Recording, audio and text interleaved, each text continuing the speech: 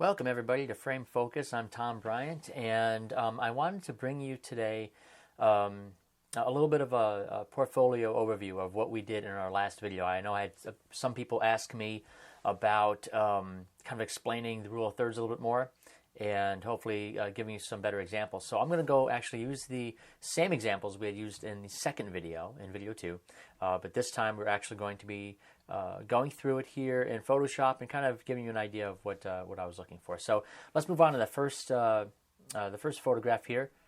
This one I wanted to show you kind of what not to do. We were talking about rule of thirds and about isolating the subject so that the subject matter is kind of poignant.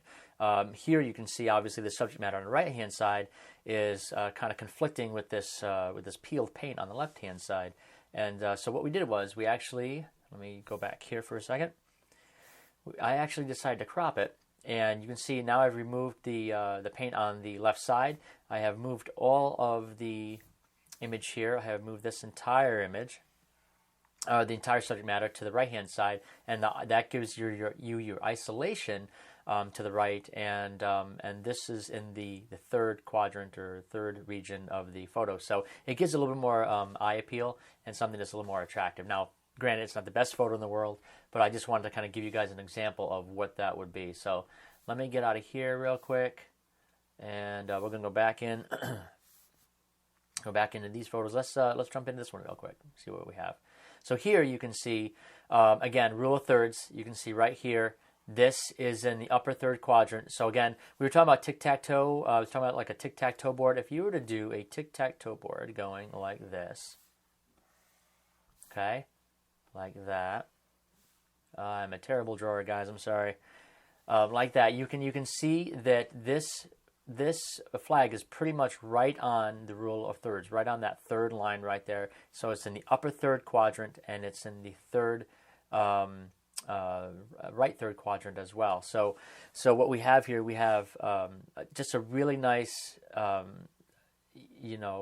nice cityscape look, a nice structure, and of course a flag is really what your eye gets drawn to. Not just because it's in that upper third quadrant, but also because of the color. The color just makes it pop out. The red, white, and blue in comparison to all the other more subtle color tones, and the white background really helps a lot. So I thought that was pretty cool too. Let me move around here. Let's go back to, I wanted to show you something else. Remember we were talking about repeating patterns? Here's another one I want to show you. When we talk about repeating patterns, I am talking about these repeating patterns. You can see one repeating right after the other right down the line. But you see right in here, again, if we cut it in thirds, or try to cut it in thirds, okay, you're going to see that this here as well is also in the right third quadrant of the photograph. And that's, again, that's really, really important to kind of show you where we're at in terms of the photograph. Now, I'm going to move on into something, again, a little bit different, but let's go to, let's see what I want to go to here. I'm going to scroll down. I'm not going to go through all the photos. I just want to go through just a select few of them, just kind of give you some different examples. Okay, we were talking about earlier in the last video. This was the photograph that I had originally taken, and what I did was, of course, she is in the left third quadrant. Now we were talking about present. Actually, we were talking about past, present, and future. So past being here, present being here, and future being here. So again, rule of thirds as well. Just like a timeline. That's pretty much how most of us in the creative field like to kind of envision our photographs. So as you can see here, she is actually pictured in the past, or in the looking into the past, in the left third quadrant of this photograph. Now, that's just how the photo was. That's how it really looked in real life. But it just doesn't look right to me, because she's looking into the past. Why is she looking into the past? Why is she looking to the left? It just really just makes no sense. There's no positive feel. I don't get a positive vibe from it creatively. So what I ended up doing was I actually ended up switching it here. I mirror imaged it, okay, in Photoshop, and then now she's looking into the future. Okay, now what's important about this is that if you have a subject that's walking, and they're walking from left to right, and you find them in this quadrant here, maybe in this quadrant here, as long as they're facing this direction, for the most part, most people think that that's a pretty good idea in terms of eye catching, because if you have, let's say, a little boy sitting in the grass here and he's looking off into the left, you have no idea why he's down here. It really feels very not depressing, I guess that's the wrong word, but just not very positive in terms of an outlook. You know, most photographs I want to take positive photographs. I want to take photographs that move people in a very positive way. It gives you good vibes, and that's what's important to me. So again, I had mirrored image this, and now she's facing this way. But again, you don't really know what she's looking at, right? So let's get out of here, and we'll get out of this one. And now let's show you what she's actually looking at. So here, this is a photograph I took. Again, I mirror imaged it because remember, she's actually really looking to the left. But here I mirror image the whole thing. And now you can see what she's looking at. She's looking at this cave. And so you have the cave in the left thirds, and you have her. I'm sorry, the cave in the right thirds. My apologies. Apparently I don't know my left from my right. And you have her in the left thirds. So she is looking into the a very, very positive, more future. Remember, we were talking about future. More of a future appeal, and that's appealing to a lot of people. That way, I'm not exactly sure how to explain it. I could just say to you that if you were to look at this photograph on a wall, you would be, and it was mirror imaged, you'd be wondering why. So let's see if we can do that. Let's see if we can mirror image it. See, now she's looking this direction. And I mean, this is the way the photograph was. This is the way the actual statue was laid out in the cave as well, or the structure. But it's just not. It just doesn't look right. You know, something in your gut says, I don't know about that. So let me show you now something else. So now we talked about left and right thirds and how we can have two subject matters, right? The primary, of course, in the left and the secondary in the right now. We were also talking about, let's go here. Here again, you can see that this lock that I took a picture of, again, really nice detail here with the textures. I really love it. I think it's very cool. I love the texture of the wood. It's very, very nice. Very old world. But again, rule of thirds, right? In the right quadrant of the third, in the future section of what I call the future section of the photograph. Not a very technical term, by the way. So that is what we have here. Now, I did tell you that there was an exception to the rule, right? Right. So the exception to the rule is here. If you have a very symmetrical object, so you can see this is very rectangular, okay? If you have a symmetrical object, then like this, and the symmetry is identical on all sides, or pretty much both sides, what you can do is you can shoot straight on, and you can center it. You can center it right in the middle of the photograph. And what that will do is, and that'll draw your eye right to the symmetry. And symmetry is very important when you're doing any kind of structure photography, realty photography. You need to have symmetry of some kind. You can still get creativity out of symmetry, and you can still center that symmetry in the middle. You don't have to have it on either side. You can have symmetry on either side, but then you'd have a lot of negative space. And I don't think I spoke about that in the video either. Negative space is an area, any area, where there's no subject matter. So here is the negative space, and here is the subject matter, okay? So just so you know about that. Let's see, what else do I want to show you? Let's go to here. Here's something again. I want to talk about negative space one more time. This, of course, I was going for symmetry, but this time symmetry is in pretty much the upper third quadrant here, okay? So you have the symmetry of the archway right here. You have the symmetry, the circular symmetry here as well, okay? And the flower is my focal point, okay? So this is all the positive space. This is my flower, the my focal point that I was looking for.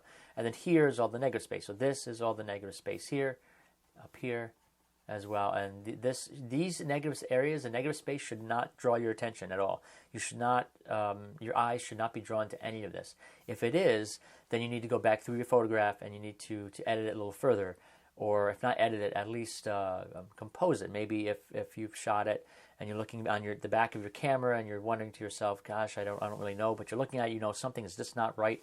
If you know something is not right, if your gut feeling tells you that it's just not going to work out, then what you want to do is you want to move.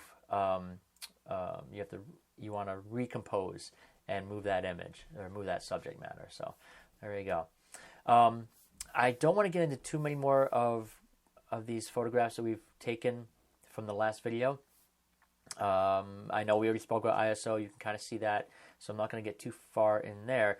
What I do want to do is I want to show you 4 other examples of what we had done with the rule of thirds. Now, this photograph was taken up at the frontier town in North Hudson in New York. And it's an old abandoned theme park. Actually, it used to be a Western theme park. Very, very cool. I went there when I was a kid. And so these are just some photos I had taken with my X100.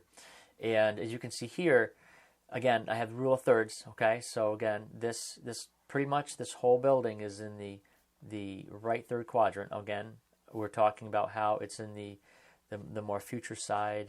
Again, I'm calling it the future side. Again, other people call it different things. This is what I call it because when I think of putting anything in the rule of thirds, I, for the most part, put it in the right side because I want it to.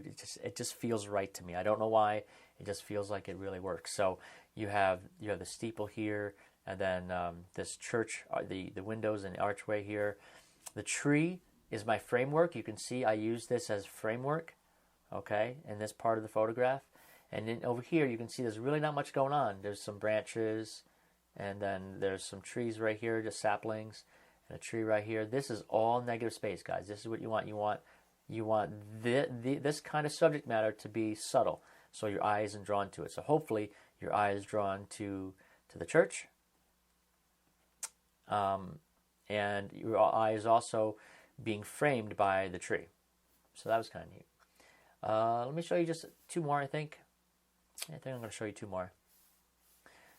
Here's another one. Again, the pretty much same location. This time it's a little bit different.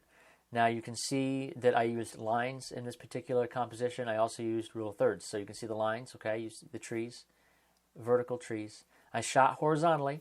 Okay, I did shoot horizontally because I wanted to get a lot of lines in the tree, a lot of lines in my photograph. I wanted all this in here, so you can kind of see. So it kind of these are ingredients. Okay, these lines are ingredients to create the whole overall photograph.